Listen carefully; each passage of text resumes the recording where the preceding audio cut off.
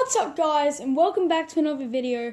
Today we are reviewing Ring Fit Adventure for the Switch. Now you're wondering, I said in the Pokemon rant / discussion / whatever video that this Ring Fit Adventure video would be out today. Sadly that did not happen because I sat down to record the Ring Fit Adventure discussion / review, and after the first failed attempt, I was like, this is normal. And I kept failing the recording a lot of times. One time my phone started ringing in the background. I put it on silent for the next recording, but then after that, I don't remember what happened the next time, but I'm pretty sure there was a lot of screw-ups yesterday. And so after the fifth time that I got 7 minutes into recording the audio and then fucked up, I was just like, fuck this. And so I'm coming back to record this today.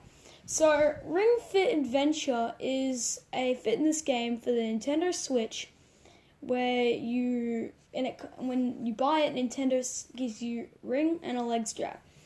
Nintendo's past two attempts at kind of fitness games for the Switch were mainly, not for the Switch, for their other consoles, were mainly Wii Fit and Wii Fit U for the Wii and Wii U. While there are no reviews for those games on my channel, I'll summarize my thoughts on those games real quick. Wii Fit, I thought, was a really fun game, but it had some flaws. First of all, the games never really made me want to come back to it, and the only games that really did have replay value, in my opinion, were the balance games. But it did keep me coming back and in total getting fit. Then Wii Fit U came out, and I thought that game was even better. It removed some of the very lame games from the original, like Zen, where you just have to sit down for about 5 minutes and just sit still for 5 minutes, and if you move, you lose. To me, that just felt bad, and I didn't even beat that game on Wii Fit because I was lazy. They did, in Wii Fit U, they even added games like the trampoline game and the waiter game that I really enjoyed and I played heaps. So now that Ring Fit Adventure is out, what is the difference? Well, Ring Fit Adventure stars a new trainer, I know, RIP Wii Fit trainer, but this time, instead of just playing a bunch of mini games, you're doing an adventure, and there's a giant adventure. Well, there still is a mode just like Wii Fit where you pick a mini game or you pick a level and then you go. There is still the adventure mode. Plus, there are actual challenges that aren't present in the main game. For example, how many times can you squeeze the ring in 15 seconds? How many times can you squeeze the ring behind your back in 15 seconds? And to me, those challenges were really fun. The adventure consists of around about 4 different types of levels, and I'll summarize them for you now. The main level that you'll find in the adventure is running levels. In these levels, you run around, or not really run around, you run on a set path, and you can either jog on the place to jog in-game, or you can sprint to sprint. There will be different obstacles such as conveyor belts that you have to sprint over, and different challenges during the levels that'll make you do certain fitness moves to continue. There's heaps of different variety in these levels, and I really enjoyed playing them. But overall, these levels do start to get stale after a while, and to me that's because of the battles. The battles have you doing certain fitness moves to defeat enemies, but you can only have 6 fitness moves in your party at the same time. Every time you level up, you earn a new move, and they get more powerful, but they also get harder to do. So when you get through the game, it'll definitely get a bit harder to do the moves. The game is really long, and I will get onto the length in a bit, but I'm going to keep talking about the battles here. Since you only have 6 moves in your inventory, you're going to end up redoing them a lot, which means that's why it gets repetitive. There are 4 different types of moves: yoga, which are the green moves; stomach, which are the yellow moves; leg moves, which are the blue ones; and moves that test your arms, which are the red ones. Each color will work on their corresponding enemy. For example, an arms move is super effective against a red enemy. There are also some enemies that don't have colors, and those enemies and those enemies aren't as easily defeated because they have no weaknesses. Then there's the second type of level, which is the battle gyms. The battle gyms are basically the worst type of level in the game, in my opinion. Like I said, the battles can get really repetitive, and even though the running parts of the running levels are really fun, it makes you want to skip some of the battles. Later in the game, you get a double jump ability that means you can skip battles. But you need to do the battles to level up and be able to fight bosses. But the thing I did like about that is that it was an option to skip battles if you want.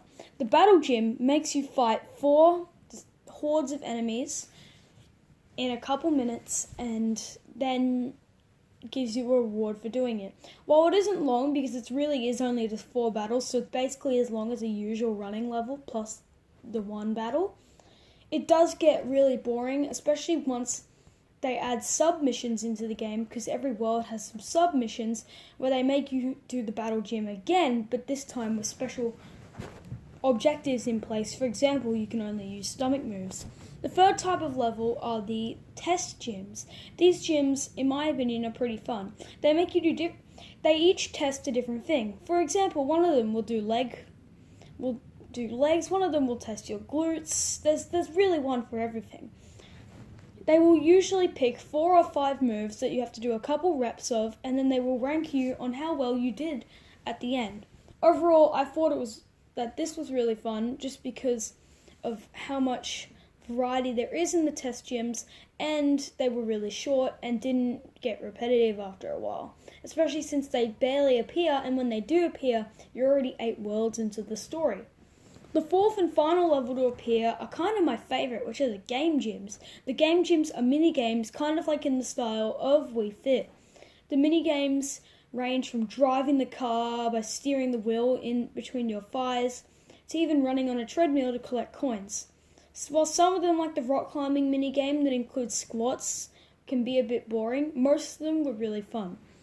The length of the game is really long, like I said earlier. At the moment, I am 55 hours into the game, and I am about halfway through the main story. I've been playing the game an hour a day ever since I got it. And overall, I'd say that I've been really enjoying it. While it is really a test of strength once it gets later in the game, it won't be as hard for other people. When you first start the game, they ask you what your age is, or not really that, but they ask you what your age is, how often you do fitness, and how hard you want the challenge to be. So let's say you're a 2-year-old. No 2-year-old's going to play this game, but let's say you're a 2-year-old. You said that you want a really extreme fitness and that you exercise a lot. They'll probably give you difficulty level 5, most likely. There are 30 difficulty levels, and at the moment, I'm set to 15. When I said I was 14 and I put that I exercise moderately and that I want a normal challenge, they gave me 11. After I played through the first 3 worlds, I thought the game was really easy and changed it up to 13. After finishing World 6, I thought the game was still really easy, so I changed it to 15, and that definitely seemed to test my strength, but was still really fun in my opinion. At the end of every level, you can put your thumb on the Joy-Con, which I didn't even know it could do this, but it can actually measure your heart rate. And I mean, that's really cool, and I don't know how close it is to your actual heart rate. I assume it's pretty close because it seems realistic to what my heart would be beating at the end of that exercise. There are also towns in Ring Fit Adventure, and in these towns you can buy costumes that will raise your skill, buy drinks or squeeze drinks that will help you in certain levels, and just do a lot of things. There are people you can talk at during the towns to get submissions from. There's heaps of different things you can do. And lastly, then there's the post-game. While I haven't finished it yet, I know that the post-game is 40 worlds long. The game has 23 worlds, and currently I am in world 14. But once you have the 100% file, there are 69 worlds, which is obviously the best number in existence. So overall, what did I think of Ring Fit Adventure? I thought the game was really fun. while it is a bit pricey at $135, so was Wii Fit. Wii Fit was actually more than $135 if you bought Wii Fit U with the thing, like the little counter thing you put on your shirt. I'm pretty sure that was 150 Australian. So overall, I would definitely, if you want a good fitness ride, or you just are looking for a really fun game and you don't want to just sit on the couch and play it, or you just want a really fun mini game collection, I would totally recommend this game.